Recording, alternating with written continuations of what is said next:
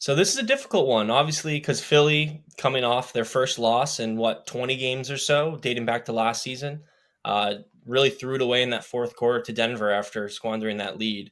But the one key thing I saw in that game was how poor the Eagles' offensive line is. They allowed 6 sacks to that Giants team, and that's not typical for this Philly O line.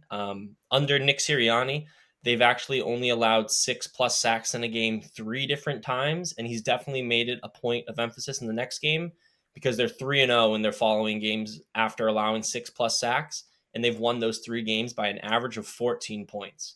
So I definitely like the Eagles in this bounce back spot, especially when you look at the Giants' performance when it comes to playing under the lights. We've talked about it on previous shows, but since 2019, they're just 2-20 in night games, including a 1-12 mark at MetLife. The key for me has been now playing with a rookie quarterback in Jackson Dart for 2 games. We've seen him now, and no Malik Neighbors. Without Malik Neighbors, this offense has really lost its big play threat. He's only missed 3 games in his career, but there's only been one Giants receiver to top 60 receiving yards when Neighbors doesn't play, which is why I'm actually looking to a player prop in this one. I'm going Wan'Dale Robinson under 46 and a half receiving yards.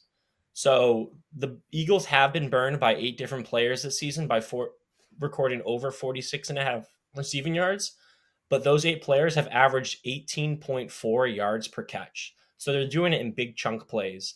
When you look at Robinson, his average depth of target is just 9.2 yards, with ranks 67th in the league. And Jackson Dart's average depth of target is actually only 7.84 yards since taking over 2 weeks ago. You obviously don't want to make things complicated for the rookie. So the Giants have been playing short and out, short and out, short and out.